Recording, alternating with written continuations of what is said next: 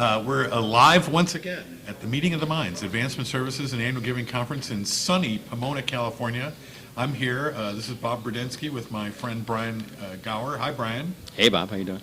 And our latest chat is with an old friend, Diana Keim, AVP for Annual Giving at City of Hope. Hi, Diana. Hello.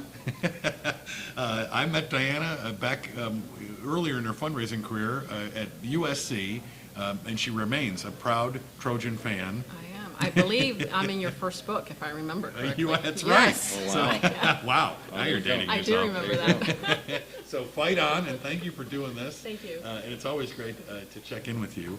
I know Brian's got a couple favorite questions he loves starting with. I'll throw the ball to him. Okay. So how did you get involved in philanthropy, and how did you end up at City of Hope? So I love telling this story because it goes back to my lovely, awesome university. So Which remind us again? USC, the real ones, University of Southern California. So I needed a work-study job when I started as a freshman at USC. I'm from Southern California, working class kid, and part of my financial aid package was work study. And the highest paying job on campus with the best hours was being a caller at the USC phone program. I did that all 4 years as an undergrad. So freshman, sophomore, and junior year, I called alumni. Senior year, I told other callers to call alumni. I was a supervisor. Sure. I was out in the real world for about a year after graduation, and I heard that the assistant director who ran the phone program was leaving. And I jokingly said, I would love that job because I did it, and I'm back at school. Not so funny now. Right, so 20-some years later, here I am. But I did spend 10 years at SC professionally after my 4 years as an undergrad. I think I did every possible job in that annual giving office. And now I'm at City of Hope, which, again, that annual giving program has grown incredibly in the last 14 years. So we have that in common. We both stayed at our alma mater for about a decade after we graduated. It's a little bit different in sort of the healthcare environment. Yes. and different strategies. What do you like about City of Hope? And say a little bit about City of Hope. Yeah, City of Hope is an incredible, incredible place. And I say that, wholeheartedly. It took a lot to get me to leave my school. It did. It really did. Still. I knew that City of Hope was a hospital in Southern California. That's all I knew about it. I did not know it was a comprehensive cancer center. I probably didn't even know what that meant when I was in higher ed. It's just a hospital. What do I know? My boss at USC went to City of Hope to run their first campaign. 3 months later, I followed him. What got me to take the position was not any loyalty to him. It was the tour that I took of the hospital. Once you set foot on that campus, it is a campus of 120 acres. The hospital is not very big. We have about 200 beds. But the campus itself is a place of, to be cliched, City of Hope, it's a place of hope, it's a place of research, it's a place of treatment, it's a place of incredible, incredible support. I love the fact that we're fully independent. We're not tied to an academic institution. We make things happen right on our campus. We have 3 good manufacturing practice facilities on campus, which means we can make our own drugs, test them in our own treatment protocols. Sure. We can do everything by ourselves. That's really, I think, where we can really tell the story of what a donor dollar can actually do. And So if there's a donor cultivation tour, you were the prospective employee Yes. version of that. Yes, and we take you right in the lab, so we take you right where all the work is being done, so you get to see it, and you see that it's real.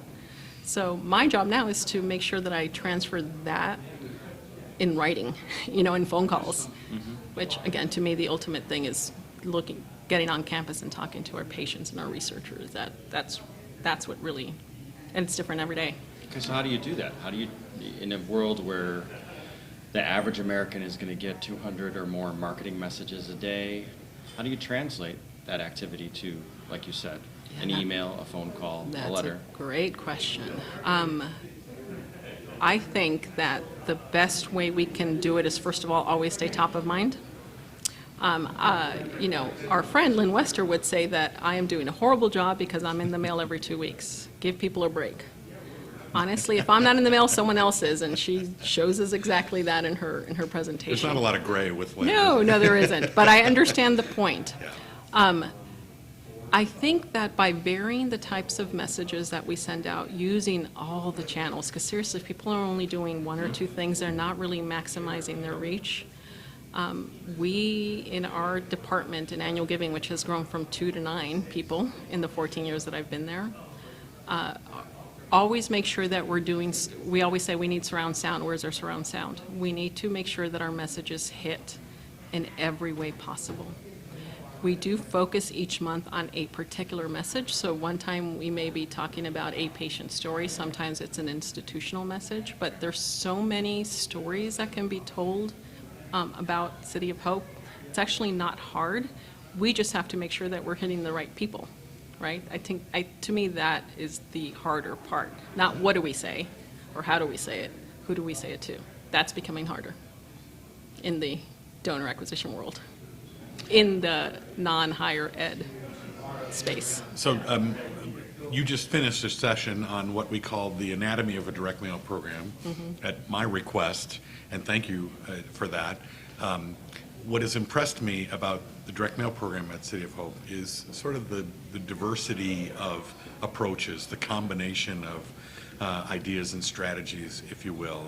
As a person who tends to be in an education environment, it's interesting to look at it from the perspective of City of Hope, and maybe a little bit of premiums, a little bit of higher end audience focus, with a splash of other more conventional things that you might see in an educational institution.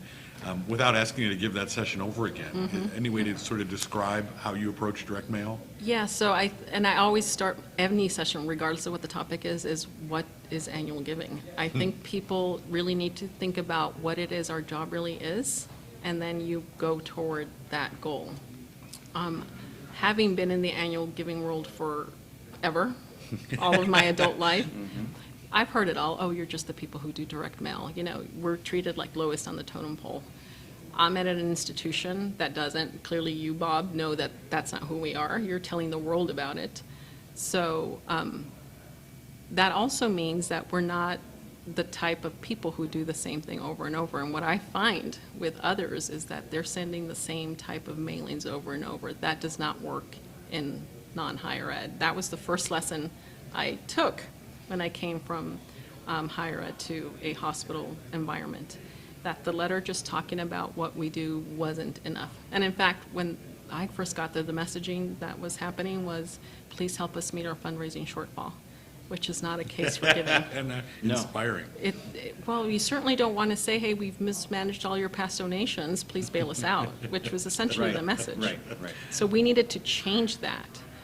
We needed to talk about, again, something I learned at a young age is you donor are the hero, and this is what you're helping us do. So we changed that immediately, but then we had to find a way to do it different ways. So I also opened up with, so I'll just sort of hit the high notes. Most people's appeals look like this. It's your basic front and back, 8.5 by 11, number 10 outer, and number 9 return. Yep. That's it. Best practice. Best practice, and it's also at City Hope the lowest return mailing that we have. Yeah, Not so I'm- best yeah, practice. yeah. But it's a what practice. it's a practice. But the way if we've you're always not done if you're it. not doing anything, that's your start, right? Right. But that's all City of Hope was doing. So in the first year that I got there, I sort of just sat back and learned because I needed to learn. I knew what it was, but I needed to know what it was in a hospital environment, and I needed to know City of Hope. Sure. We were doing 11 mailings per year at that point, and we weren't mailing in July because people aren't home and don't give. That was according to our former agency. And again, but they were also the ones saying, we aren't raising enough, so please help us make up for that. The very first thing that we realized we could really change was, instead of saying, help us meet a financial need, change that perspective of you're helping us do all of this, but we weren't giving all that information in the proper package. So the very first big change we did was add a donor-focused newsletter. So the best way to tell that story about all the different things an organization is doing is in a newsletter. You can't really do it on a front and back, without any pictures. Sure. You kind of need the stories to tell the pictures too. I also say we're storytellers. Also with Lynn Wester's like, yes, I know that I'm a storyteller. You can also tell it with images. The 4-color newsletter, and it's just 4 pages, gave us an opportunity to really highlight the campus, which is gorgeous.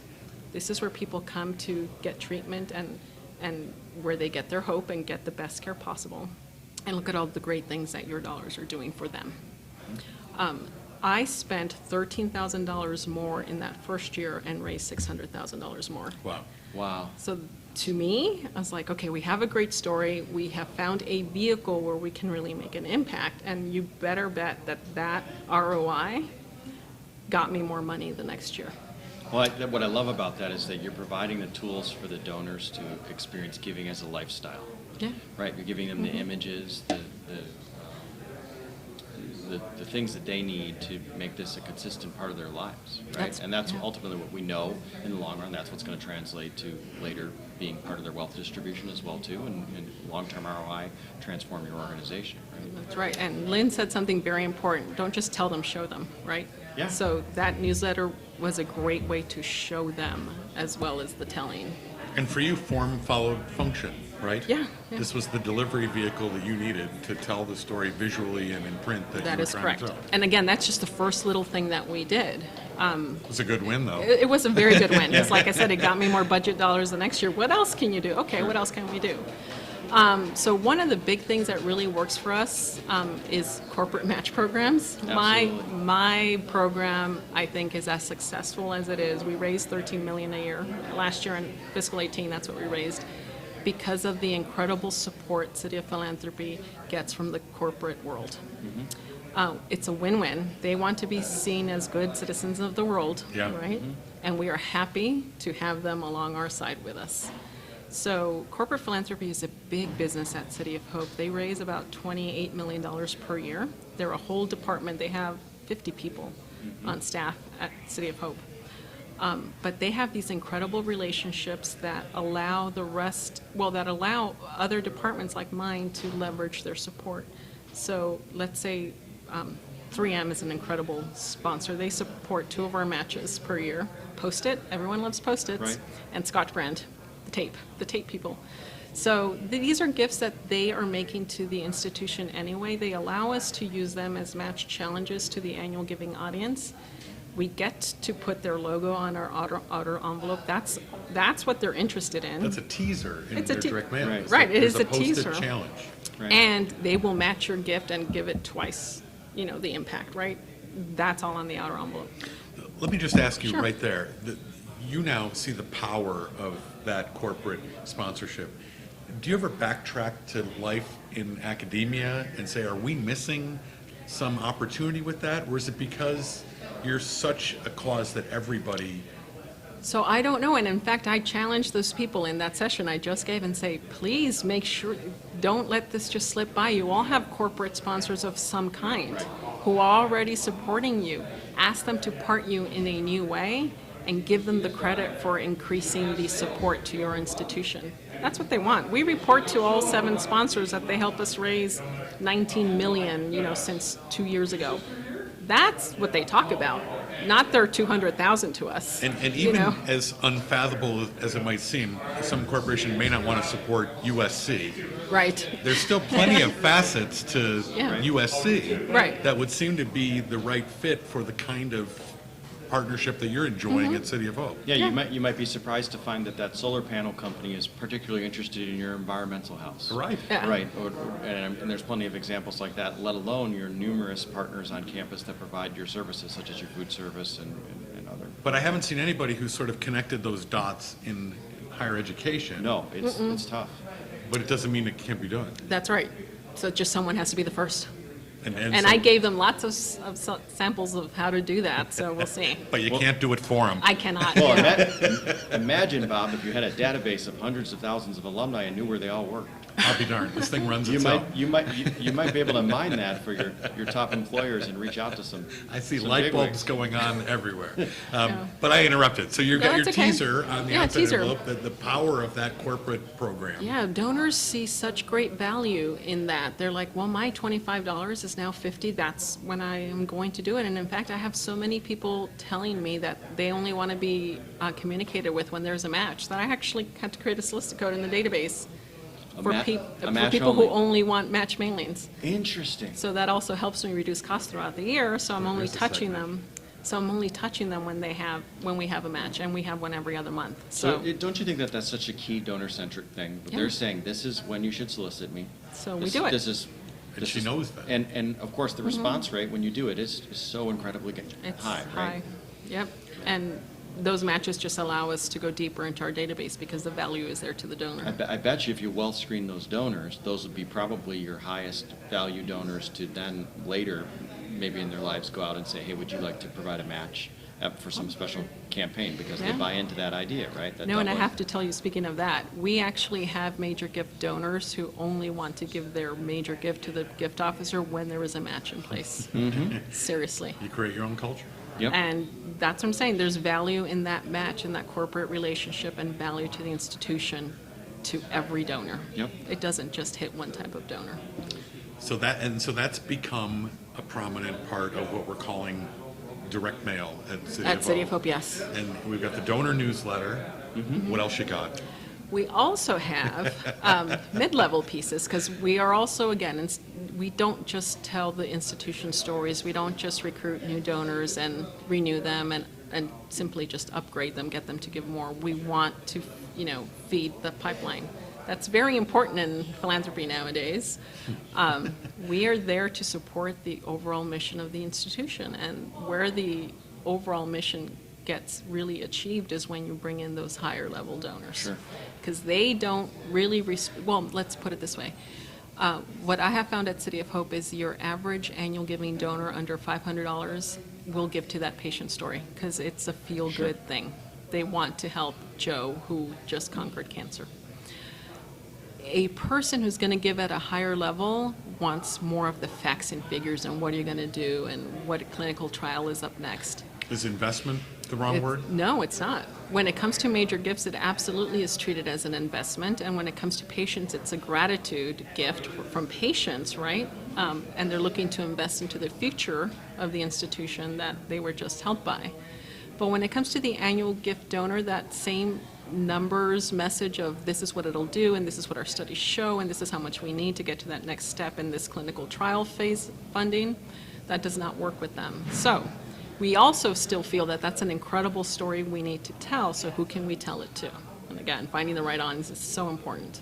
So we use our mid-level pieces as a sort of prep phase of bringing your annual donor up to a level where we might get some interest in investment, right? If they're starting to think about investment as opposed to I just want to feel good about the work that, my gift is doing, that's when we start to tailor our mid-level pieces. We didn't have any when I started. We now have 3. We do want to get to 1 per quarter, but we haven't found what that 4th one will be just yet. The summer mailing has not performed where we want it to be. So our very first of the fiscal year, we run October to September, hits seasonally, right in the middle of November, so it really is our end-of-year high-dollar campaign piece. It mirrors a major gift proposal, so we call it a prospectus. It's a 4-color piece that is, I don't want to say scientifically driven, because if you saw one of our researchers, or if our researchers saw it, they'd be like, yeah, this is not what you call a research paper. But it is sourced from our marketing blog that they keep online, and it's all great information that we just repackage in a way that communicates the need, and this needs funding, and you are the guy to save us, and you are the donor who will do this for us. It's a 4-color piece. Not me, but we have my business card paper clipped to it. The response device is a textured paper. It's really, really nice. So everything about it screams this is really special, and the ROI to that is amazing. We raise $500,000 alone from that, from maybe 200 donors. Wow. Oh, another win. That's an incredible win. So we know that that works really well because it's at the end of the year. So how can we replicate that throughout the years? We can't replicate, or throughout the year. We can't replicate that success, but we can continue to report or to reach people in a way that lets them know that we are here to be invested in. So in February, we do a certificate of appreciation to, again, our audience is $250 donors and above to get them to the 1,000, right? And people love that certificate. My leadership said, I can't believe you're sending out a certificate to our donors. I'm like, you wouldn't believe how many people call me and tell me to add their spouse to it, to add their children to it. Businesses who also support City of Hope annually want their full business name because, you know, when it goes in the database, it goes as whatever was on the check. They want their full business name. We will reproduce that certificate of appreciation that they can then frame and put in their client's waiting area, right? They want that affinity to the institution because it also makes them look like good community members, right? So that mid-level works for that purpose, but it also brings in, let's see, what's the ROI on that? It's about it's above 4.0. Pretty good for a prep 4.0. project. For a prep project, yeah. Yeah, well, and I think this is an interesting area. We've been talking about how do we grow mid-level donors, right? It's been an area of lack in fundraising strategy for quite some time. Right. You got a term, what did you call it? The muddle in the middle. The muddle Bob in the middle. Berdinsky, If the muddle in the that's what middle. you're referring to. The muddle in the middle. I quote you all the time. on I've that. been And doing a it's- lot of research as to how we can grow in that area because the mail does one thing. How do we further engage the people that we found through these pieces to further engage them? So leadership annual giving officers is the next step. And there are so many institutions out there that already have them. We're behind the times, and I just got a JD approved for one. So we'll see. Well, there you go. To me, there's great symbolism in the paper clip with your business card. And is that really the crossroads of direct marketing becoming relationship building? Yes, and let me tell you, I fought against my business card being there with my direct number on it. I fought. Sound like a slightly old annual giving person. Yes, yes. Keep me behind the desk looking at numbers and creative. Yeah. I'm good there.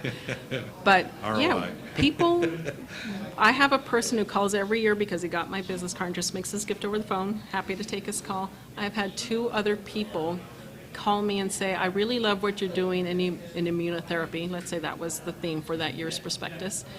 Can you tell me what you're doing in terms of immunotherapy and ovarian cancer? Well, Ms. Donor, let me have you talk to my colleague, Amy. Right. She oversees that area and has relationships with the people doing the work. Let me take your information, and a few weeks later, we get a $100,000 gift. And now you're the personal contact. Oh, and, well, now I get credit for that, but, yeah, Amy's a personal contact, but that's my job. I am the Right. conduit. I am the person who brings them in and gets them to the right place. I Yeah. also believe that's the purpose of annual giving, get them to a point of loyalty or to their ultimate type of gift, which can be just an annual donor forever, a monthly donor, can be a Sure. planned giving donor, can be a major gift, and can be anything. Well, and I think we have to really think about embracing that opportunity to be a giving concierge. Yeah. Right, and Yeah. so, and how can we serve donors and increase their level of joy in giving through providing that service? Because particularly in your area of giving, that personal contact could be, your voice on the phone could be the replacement for somebody's voice who is lost to the disease that is the reason why they have such a passion for giving, right? And we can't forget how important that is, that personal connection. It's not surprising to me that you would tell a story that then led to a 6-figure gift. Yeah. Can I tell you the best story that just relates to what you just said? We got an email, and this is why I think donor customer service is absolutely paramount to what we do in annual giving. You answer every email, you answer every phone call. We got an email in August. You know, my aunt was treated there. You know, I'd love to know, can I go see her room? You know, she actually died in 1976. But I think I'm at a place now that I can go back and visit. On the surface, it does, oh, okay, well, oh, how sad. And of course, you know, let me see what we can do, blah, blah, blah. Our a director of annual giving was handling that call, that email, and had talked to him about taking a tour because clearly he had an investment. He was actually not a donor to City of Hope yet. but had a story that he wanted to sort of get back to. We could tell he was reluctant. We could tell he was uneasy about it. Throughout the months, he shared that he was the lead plasma donor as a 15-year-old for his aunt. He shared that his aunt was the second bone marrow transplant recipient at City of Hope in 1976, and she died shortly after, and the experience was still very painful to him because she meant so much to him, and he lost her at 15. So this was 1976. So now we're in 2019. In February, he's like, I'm ready to come. Again, this conversation started in August. As soon as he said he was ready to come, he became an online $25 monthly donor. Yay, we love sustainers. And then we took him on his tour. He brought a friend, and we toured where we keep the bone marrow that we harvest. We took him to where we freeze them, and we went into that room where, it's cryovac and everything. But once you take a tour at this place, you Yeah, never... No. and it was specialized to him, and we took him to where his aunt used to stay, which is now office buildings. But he walked into, he's like, this is the door, only there is no bed, but there's a desk. It was so emotional. And afterwards, he emailed just the best email to us, and we did our jobs. He just was so grateful for the time we took for him. He's grateful that his aunt was a second BMT transplant recipient, and we're at over 15,000 now. So he has seen this, like, look, what my aunt and I went through was one thing, but look at what it's been built to now. You are helping so many people. And again, he had a very special story, but that makes you feel good. That just makes you feel good. Right. So let me tell you, I'm going to tell his story in a future campaign. Sure, absolutely. Well, and as someone, not to... And we're going to cultivate him. Not to typecast you, but as someone with more of a direct marketing background, it sounds like you're here to say there can be just as much satisfaction on a one-to-one Yes. scale. Right. So it's not that I'm against it, like, oh, my phone Right, but it's number's just- out there. But yes, I'm comfortable in my lane, but I love the opportunities that it provides me. So yes. Not to get off in the direct mail weeds, but any perspective on premiums? Yeah, we're finding it very, very difficult in the nonprofit space to find new donors. So our conversion is getting worse every year. What used to be a label package, which everyone's like, no one wants them, well, guess what? People still want them because people still respond, just not to the level that they used to. That label package used to bring us 1.25% response rate, which was more than adequate. We always said a 1% response rate on a rented list, which was the biggest hurdle I had to overcome from higher ed, by the way, is fantastic. We're now at 0.75% response rate, and we believe we have saturated the rental market. We've been doing it for a long time. We've been hitting the same lists. Our test lists aren't bringing in what we think they should.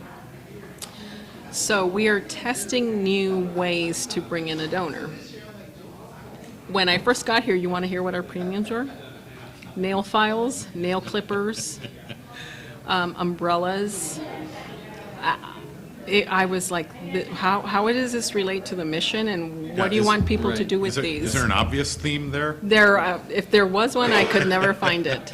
The labels, we figure, you can wear your support, or your support is visible when you send out mail, right? So your name is getting out there. So what else did we think about when, what would people enjoy that had our logo on it?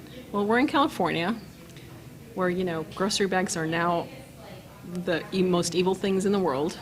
So we figured tote bags. So we are on our third version of the tote bag.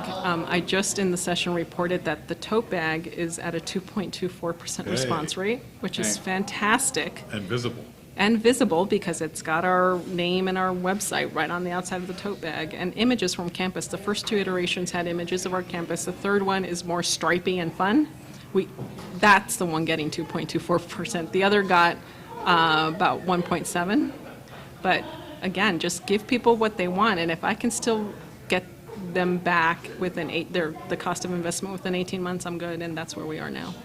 So that still doesn't solve the where am I going to find more donors, newer donors, different donors. We're doing that in the digital space, but that's not what we're here to talk about. Anything that's a potential new idea? Gosh, no. Depends what flat premiums are out there. Well, you heard that we were going to be charged potentially, or not to be allowed to have the postage breaks that we were getting if we were if we were mailing non-paper. Do you remember that? Did you remember? A little bit, yeah. Yeah, so we were. Is this a tote bag crisis? And a mailing label crisis, because that's not considered paper, so we were about to pay full postage, not nonprofit postage for that, but Yep. the whole nonprofit world threw a hissy fit, and Yes. that got tabled. We mobilized. We mobilized, and that got tabled, so I don't know what the newest thing is. I don't know that it's in direct mail. I think it's in other channels. Yeah. It's in other channels, and again, we're happy, I'm at a place where it allows us, I say City of Hope allows me to play, and it does, so it allows us to explore and do new things. And we've been talking on purpose about direct mail, but you have several staff people here talking about digital things you're doing, and so Yes. you are in a big sandbox, aren't you? We absolutely are. It's good. And my digital director is a very creative person, which is great. I'm an analytical person, so we balance each other out. If you told me that tomorrow you were accepting a position back at USC, what would your quick wins be at USC? Anything that come to mind that you now know that you say, why on earth? We would mail more. They only mail 5 times a year. They're too afraid to move past that because they think it'll upset people. Yeah, You don't know until you do it. yeah. And the school really needs help right now in terms of just, good feelings back to the university. Right. They're great at fundraising, but, Yeah. they Well could get said. more. They could get more. Thank you for doing this. Always great to see you.